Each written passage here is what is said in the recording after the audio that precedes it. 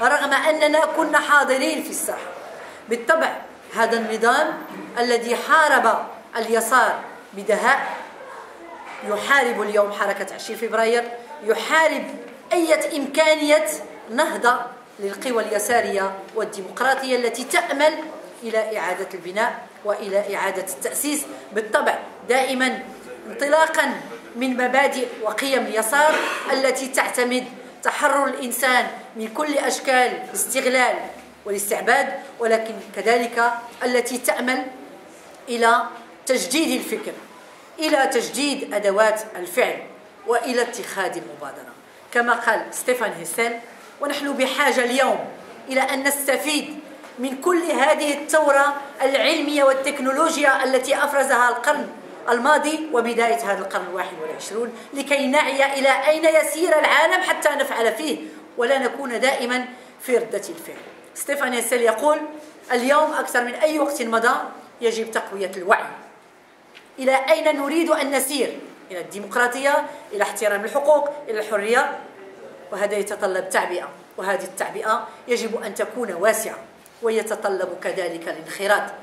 رأينا بأن الشباب غالبيته لا ينخرط لا في السياسة اللي هي أساس ولا في الجمعيات ولا غيرها، لأنه فقد الأمل، لأنه تم تمييع اللعبة السياسية لعقود، وحتى التاريخ القريب عندما قرر النظام بعدما استقطب نخب عديدة وبعدما حاول قطع منابع اليسار وتجفيفها من المدارس ومن الجامعة، وبعدما حاول أن يتجدر وأن ينافس القوى الإسلامية على هذا الشعب المسكين المغلوب على أمره بالمبادرة الوطنية للتنمية البشرية وغيرها من المبادرات.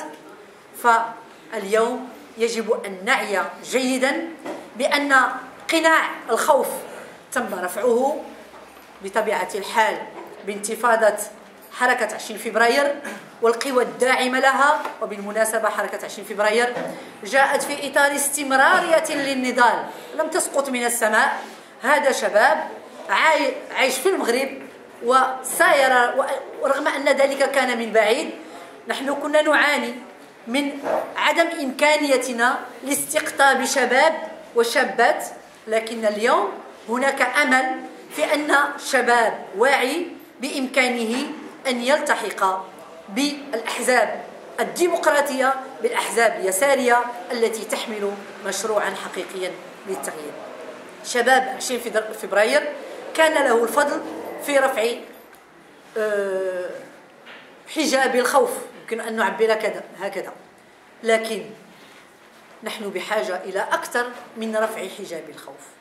نحن بحاجة إلى تخطيط، نحن بحاجة لأن أمامنا صراع قوي.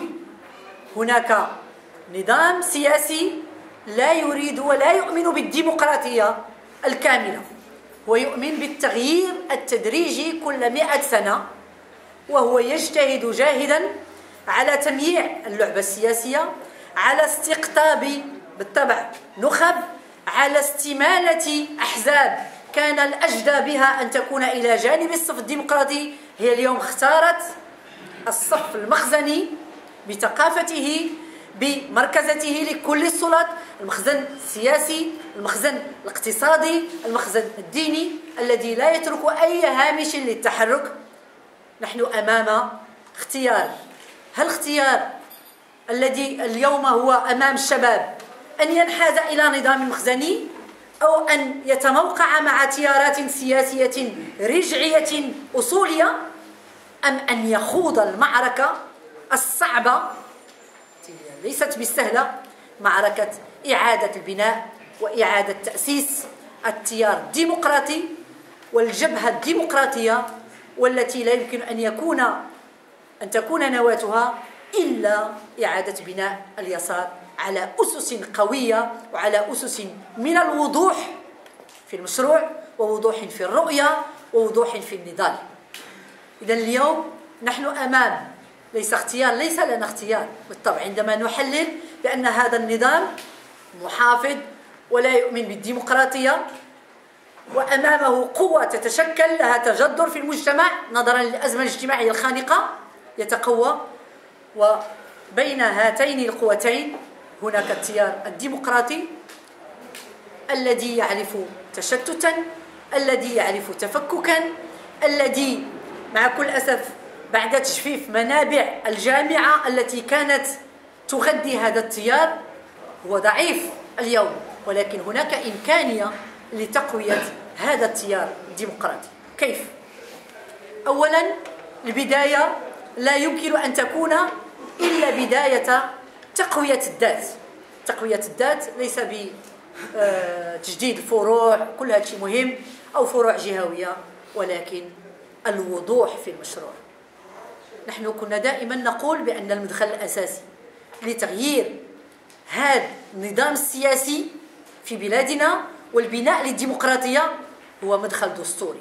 المعركة الدستورية لا زالت قائمة اليوم بعدما تم الالتفاف على مطالب حركة 20 فبراير والقوى الداعمة لها، بعدما تم الحفاظ على ثوابت النظام المخزني، في حين أن الأمل كان هو أن يحسم لنا هذا الدستور الذي كنا نريده أول دستور ديمقراطي غير ممنوع في بلادنا، مع مسألة الملكية البرلمانية بالمعايير الدولية، وأن يحسم لنا مع مسألة الحريات ومسألة الحقوق، لأن القانون الأسمى في البلاد هذه الأمور الأساسية اللي خصو يحسم لنا فيها.